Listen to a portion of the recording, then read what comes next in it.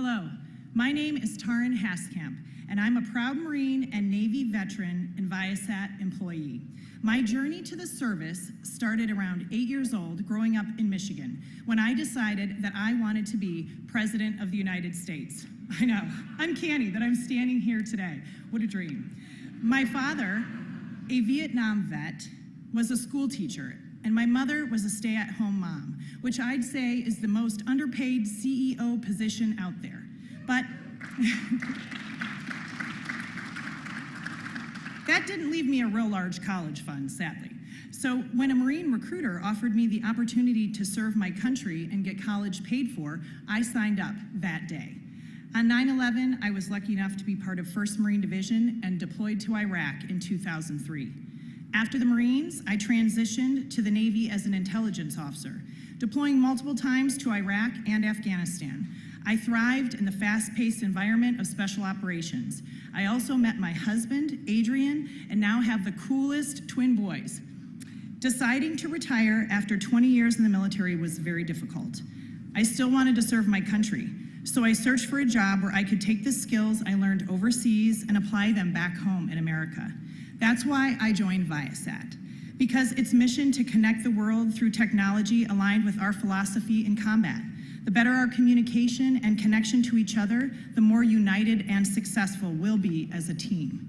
Today, we have a leader who shares that same philosophy for the nation, rebuilding roads, bridges, chips, and broadband across the country, and connecting us as Americans around a unity agenda, one that includes veterans like me.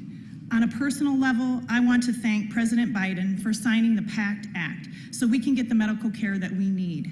It hit home after a dear friend of ours who served alongside us in Iraq was recently diagnosed with cancer. And I struggle with undiagnosed health issues from my own deployment near burn pits at Camp Victory. My family and I know that we have a president who truly cares about us and who will always have our back. Whether it's the work we're doing here at Viasat, the work of other companies across the nation, or the historic investments the president is making to rebuild America, we can all feel pride in the country we love. It's now my honor to introduce the man who reminds us why we are the greatest nation on earth, our Commander-in-Chief, President Joe Biden.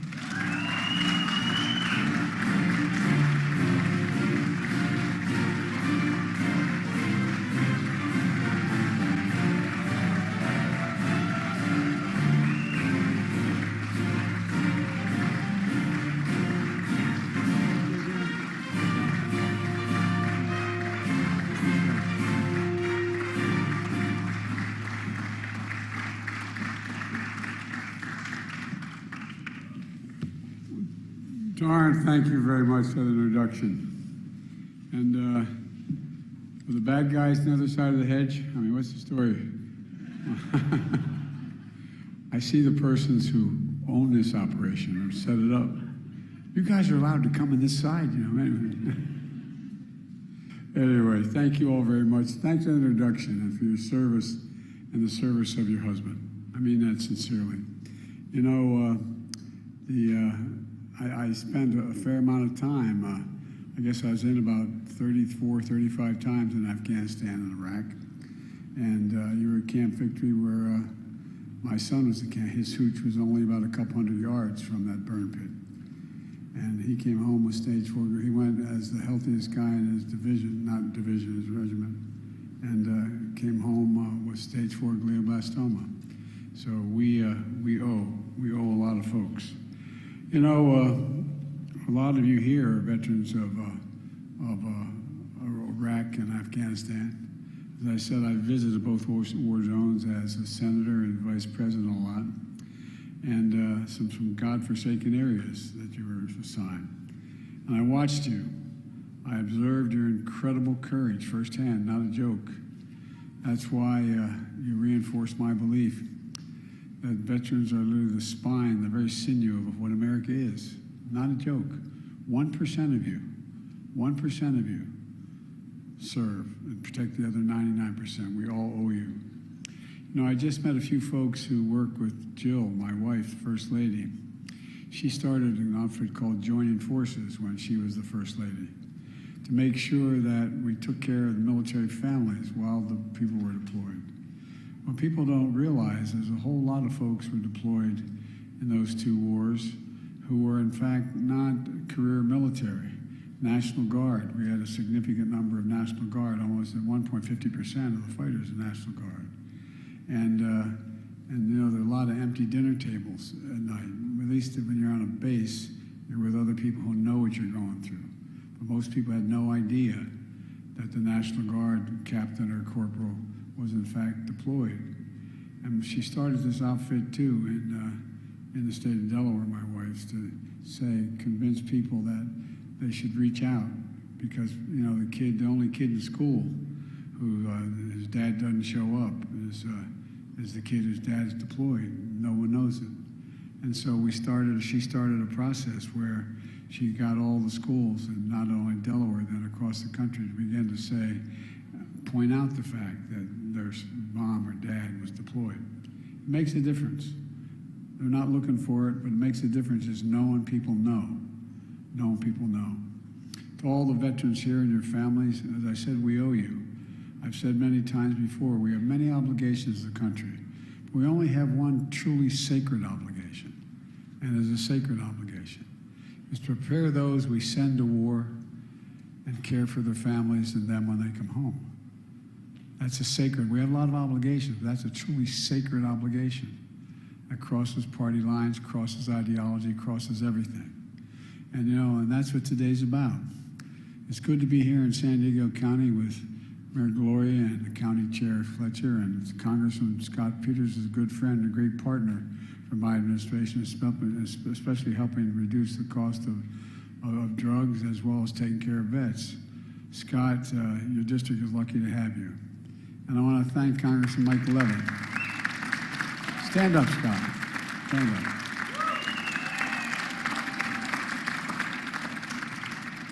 Well, this guy's the real deal. He's the real deal. And I want to ask Congressman Mike Levin, thank him for welcoming me to his district today. Mike, where are you? There you go. Mike.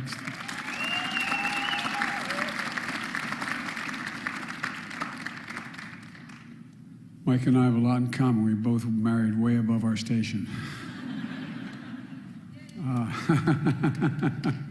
Mike's hell of a guy, a champion for his constituents, especially veterans who live here. You're not far from Pendleton, across the street, figuratively speaking. You know, and that's why in my State of the Union address I said that I laid out what I called a unity agenda, an agenda that everybody could agree on four big things. I laid a lot more, but four big things. One, deal with the opioid crisis. Two, the mental health crisis, the consequence of what COVID has inflicted on an awful lot of folks around the country. And deal with cancer, because we can beat cancer. We're now going to invest in billions to deal with that. And supporting our veterans. And with the help of Mike, he's also vice chair of the House Veterans Affairs Committee. We signed 25 bipartisan bills to improve life for our care for our veterans and honor the service of those who sacrifice so much. One of those bills is a bill that renames the VA Medical Center in San Diego.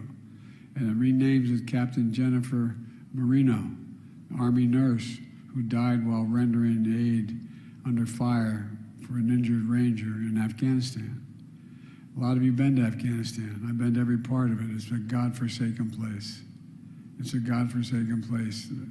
When my helicopter went down, I was with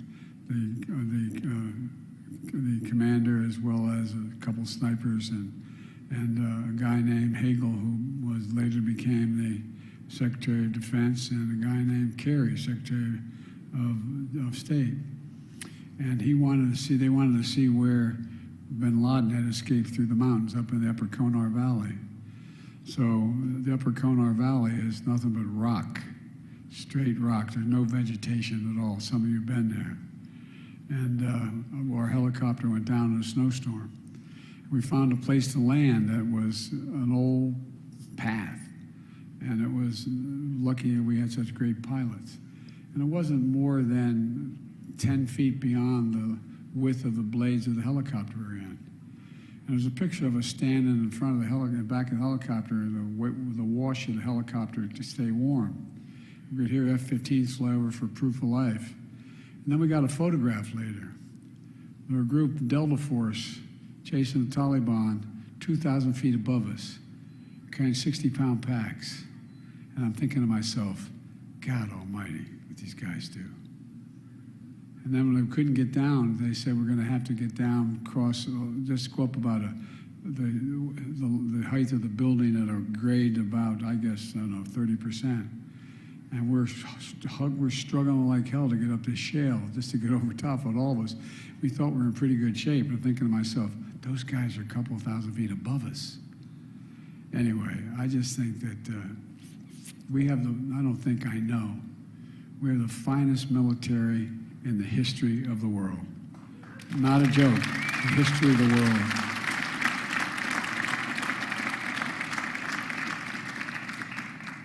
Both my fellows helped me pass something called the Bipartisan PAC Act, the most significant law in decades to help millions of veterans who were exposed during the military service to toxic substances, like from burn pits, the size of football fields, 8, 10 feet deep. Just an incredible place where they incinerated waste of war, tires, poisonous chemicals, jet fuel, and so much more. And we found out, just like if those folks, those firemen after 9/11, fighting that blaze, that toxic smoke caused a lot of deaths, caused a lot of cancer, caused a lot of problems. So when they came home, many of the fittest and best trained warriors were not the same. They came home with headaches, numbness, dizziness, cancer. The PACT Act empowers the Department of Veterans Affairs to determine more quickly if a veteran's illness is related to toxic exposure. And for the families or veterans who died of toxic exposure, it means monthly stipends, life insurance, tuition payments for the kids to get to school. It's the least we can do for them. The least we can do for them. And folks,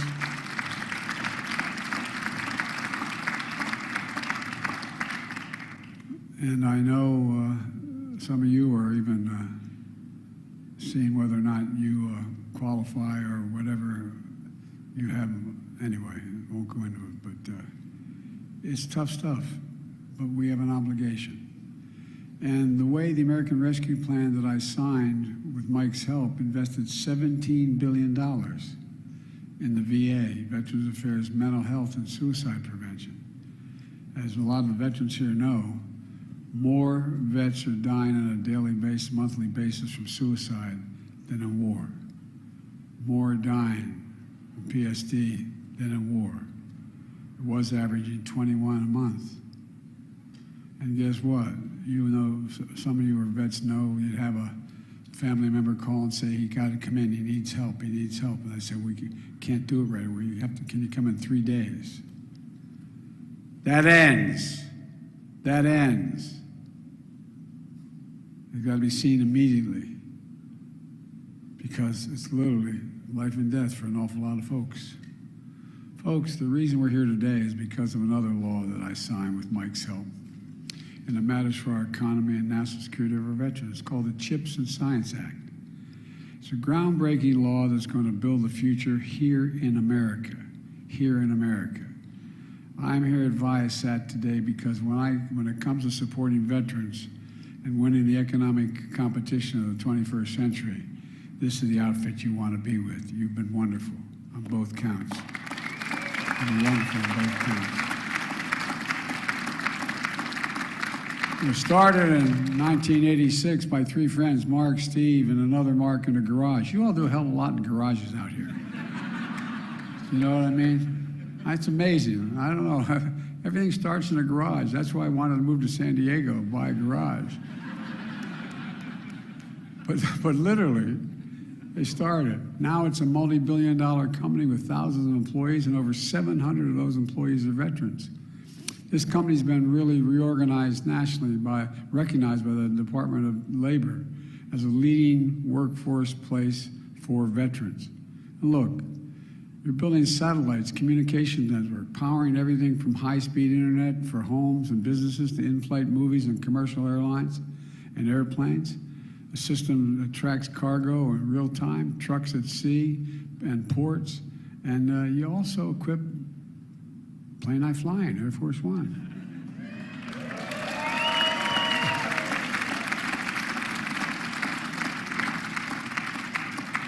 and other Air Force aircraft. I often say, they say, what's the best part of being president? I say, the plane doesn't leave till you get there. That's the best one. But you're in real trouble if you're not on time. What you do here at this company really matters. So much of it depends on semiconductors, those tiny computer chips the size of a fingertip that power our everyday lives and power more and more of what we need. Smartphones, automobiles, washing machines, hospital equipment, you name it. America invented these chips when we went to the moon. America invented the computer chip. And we led the industry for decades. Then something happened. America stopped investing in America. We stopped investing in America. American companies went overseas for cheaper labor. American manufacturing got hollowed out. And today we're down to producing 30% of the world's chips, from 30% to only 10%, despite leading the world in research and design of new chip technology. But we knew we had to do something to change that. I knew we couldn't rely on the supply chain because of whether it was a pandemic or political decisions made in China, Taiwan, other places that were not going to sell us the chips. It was having a profound impact on a lot of companies, including this one, and our ability to make these chips. That's why we worked so darn hard to write and pass the Chips and Science Act to turn things around. And it has had and it has in a big way turned things around. We learned what I did. I contacted a number of the leading companies in the world and in the United States and said, are you more inclined to invest in something you need if the federal government's making a significant investment? It's not state planning. Are you inclined to do that? And to a company, they said yes. We learned that companies will follow if the federal government invests in industries that we know we need, and we're prepared to help in. That's the message I got from a large number of CEOs of the Fortune 500 companies. So the Chips and Science Act invests $52 billion to supercharge our efforts to make semiconductors here in America. It's stimulated an enormous response, unlocking private sector investments across the country more than ever before in such a short time. Hundreds of billions of dollars. I was just in Syracuse, New York, where I went to law school. And the company called Micron is investing $100 billion to manufacture chips, the biggest investment of its kind ever in American history. $100 billion. Before that, I was a little further down in the middle of New York, in an outfit called IBM. They're investing in these chips for serious. Anyway, I won't go through them all, but 10,000 jobs at that facility in Syracuse, including construction. And it generates 50,000 jobs across the community. Because all these people working at this place, they go places to eat, they get their hair cut, they buy cars, they do all the things they need to do. Intel Corporation. Intel, we decided to invest, and I spent time with the CEO down there outside of Columbus, Ohio, making $20 billion investment to start in a semiconductor facility on 1,000 acres, what I refer to as the Field of Dreams, just outside of Columbus. It's going to create thousands of jobs. Construction jobs to start with. How many union guys here? Guess what? Everything I do is all union, prevailing wage. Because it generates a lot of activity as well. You go down the line, IBM, SK Corporation, other companies, even foreign companies are investing tens of billions of dollars, making us once again the hub of advanced manufacturing.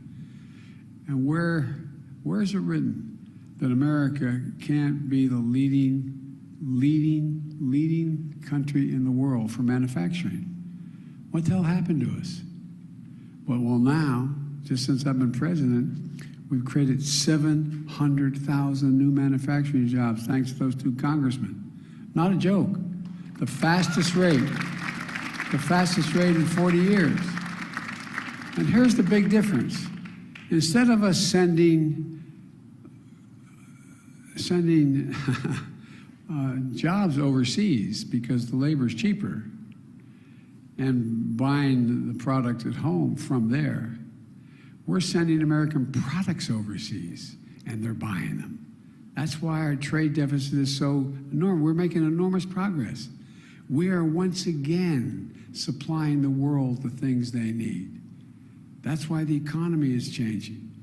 The focus on each of these investments is what Mike is really focused on in training workers, hiring veterans, jobs, pays, prevailing wage, union jobs, good paying jobs that don't require a college degree.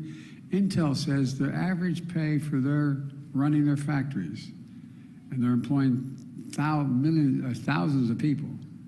The average salary we don't need a college degree for is $124,000. $124,000. And look, and we saw it during the pandemic. When factories that make these chips shut down, the global economy comes to a halt, driving up the cost for everyone and families. As a matter of fact, 1/3 of the core inflation due to last year, 1/3 of it was because of the price of automobiles. Why? They couldn't get computer chips. They had to shut down their lines, fewer cars being made, prices went up because they're in short supply because of computer chips. That's the reason. Well, that's all changed now. I know it's like standing here with this great corporation, it's like preaching to the choir. Folks here know this more than anybody else. We need these chips to build most everything that it makes right here. Instead of relying on chips made overseas, could be delayed because of a pandemic or some global disruption, now they're going to be able to have those chips available on the spot. It's a game changer. And thanks to this law, this company hopes to significantly grow its global business and hire more workers in the next 5 years. And here's another thing. This is also a national security issue. A national security issue. Earlier this year, I went down to Lockheed factory in Alabama, where they make Javelin missiles. Guess what? We were having trouble. We were having trouble supplying the Javelin missiles to Ukraine because they didn't have the chips. They didn't have the computer chips. To help defend themselves against Putin's brutal and unprovoked war, we were sending these guys these Javelins. We need semiconductors, not only for those Javelins, but also for other weapon systems that exist today as well as in the future. One of the reasons why Russia's having a hard time, I'm not going to go into it, it'll take too much time, we're having a hard time supplying their military, is we've been not ineffective in making sure they have difficulty getting what they need to build theirs. The United States has to lead the world in the production of these advanced chips. This law is exactly that. And the law is about science as well. You know, decades ago, in the United States of America, we used to invest in ourselves. America invested 2% of its GDP, 2% of its GDP in pure research and science. Well, over the years, we've walked away from that. We invest less than 0.7% of our GDP in science and research and development. Those 2% was pure investment in research and development. We used to rank #1 in the world in research and development. Now we rank number 9 when I came to office. And China, a decade ago, was number 8. Now they're number 2 in the world. Number 2 in the world. Does anybody here think that the future doesn't rest in major breakthroughs in technology and science? And other countries are closing in fast. Well, the CHIPS and Science Act sets us on a path to move up again, to boost research and development funding back up closer to 1% quickly, fastest rate in any single year in 70 years.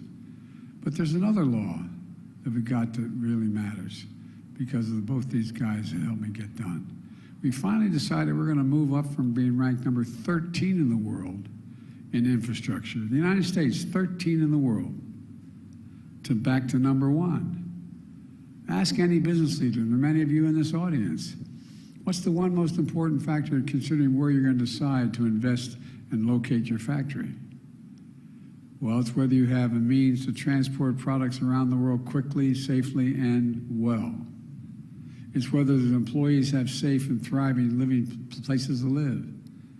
With Mike's help, I signed into law the bipartisan infrastructure bill, the most significant investment in our nation's infrastructure since Eisenhower's interstate highway system, literally. It's a lot of money. $1.2 trillion, a lot of money. I also want to thank Scott. He was a prime mover as well. For example, I know a thing or two about rail corridors. I know about the Northeast Corridor. The joke is, when I was in the Senate, they called me Mr. Amtrak. I commuted 250 miles a day for 58 miles a day for 36 years because my wife and daughter were killed when I first got elected, and I started going home because I had the family help take care of my kids and never stop. So I know a lot about corridors. I know a lot about their impact on things, the Northeast Corridor. Because of the billions for rail in this new law, because of Mike and Scott's leadership, we're going to make sure the second busiest rail corridor in America, connecting San Diego and Los Angeles, is going to be open and running for a long time and quickly.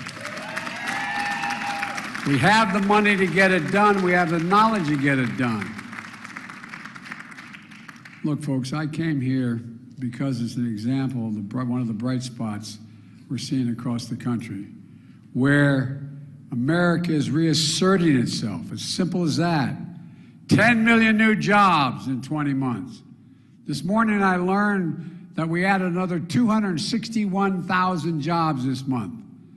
And by the way, New York Times media reports they call the report the Goldilocks report. I have my shotgun waiting for the wolf. Look, unemployment is not it went up 0.2% to 3.7%, among the lowest in 50 years. Unemployment among veterans is historically low. Putin's invasion of Ukraine sent gas prices soaring around the world. Because of actions we've taken dealing with the petroleum reserve and other things, prices are coming down here at home. They're now down $1.22 since their peak this summer. Folks, our economy continues to grow and add jobs even as gas prices continue to come down. But we got a lot more to do. But we also know folks are still struggling with inflation. It's our #1 priority. That's why, with Mike's help and Scott's help, I signed the Inflation Reduction Act to bring down the cost of everyday things that we talk about around the kitchen table. My dad used to say everybody needs just a little breathing room. I come from a family like many of you do, good family, middle-class family. We weren't poor. My dad, we lived in a 3-bedroom split-level home in a development, 4 kids and a grandpop, and thin walls from my parents, but all kidding aside, everything that happened, was at the kitchen table. When the price of gas went up, we talked about it. It was a problem. It was a decision. But it's all, what are the bills people have to pay every month, a lot of people? Well, guess what?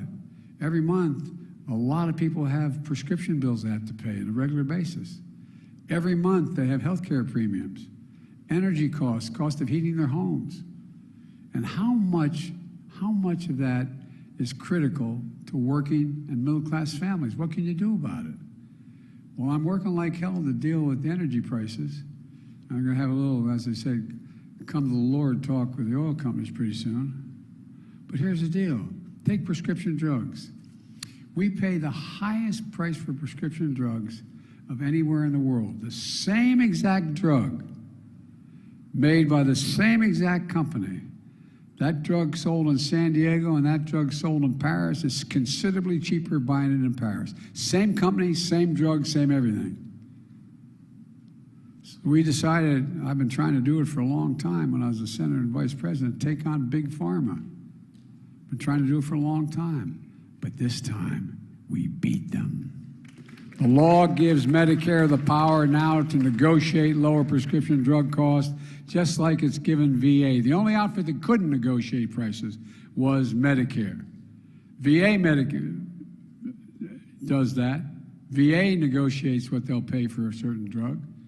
We're also capping seniors' out-of-pocket costs for prescription drugs beginning January 1st at a maximum of $2,000 a year. Even if they're paying $10,000, $12,000 for a cancer drug, they will not have to pay more than $2,000 a year, period, for their drugs. It's a life-changing event for many seniors.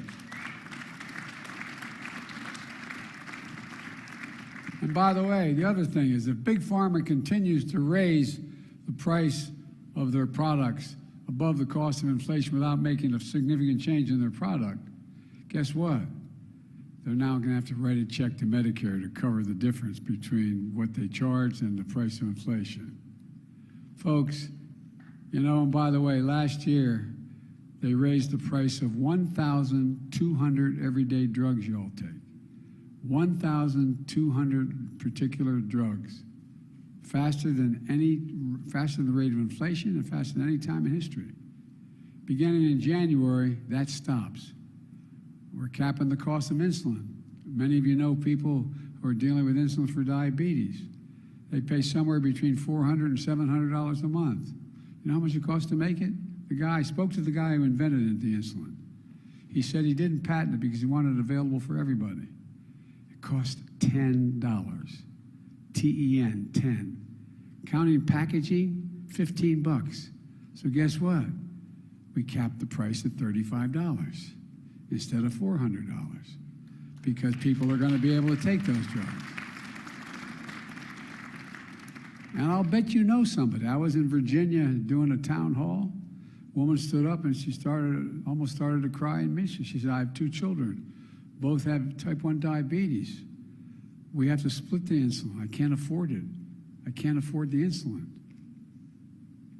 We're capping the cost of insulin, as I said, for seniors in Medicare at 35 bucks a month to deal with their diabetes instead of that 400 like so many are now paying. In addition, we're making the biggest investment ever to deal with the climate crisis.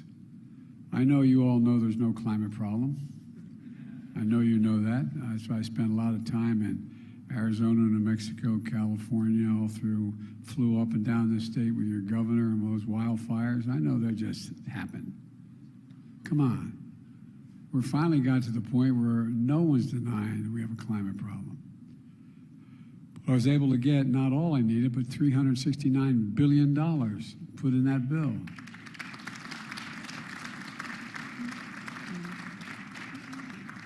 And we had, I think the guys were with me, the Congress were with me when I invited the CEOs of the auto companies to the White House lawn in the back, behind the White House. And I talked about automobiles, and they talked about electric vehicles. At the time, Amy Barr Chairman Barr of General Motors, was suing the state of California because you had a higher standard for emissions than the rest of the country, and they said they couldn't do that. Well, she left that meeting and she dropped the suit. Called me up and said they're going to go all electric by 2035. Every other company has signed up to do the same thing. So we're working with the auto industry to transition to electric vehicle future, providing tax credits to buy electric vehicles, as well as, any IBW guys here? Well, guess what? You guys are going to install 500,000 charging stations around the country. So it's going to be, that's like 500,000 gas stations. Not a joke. 500,000, because people are going to say, I'm not buying a vehicle because it can only take me X number of miles. And by the way, we're investing billions of dollars, and many of you are investing billions of dollars in battery technology. We're now changing the nature of the life of a battery.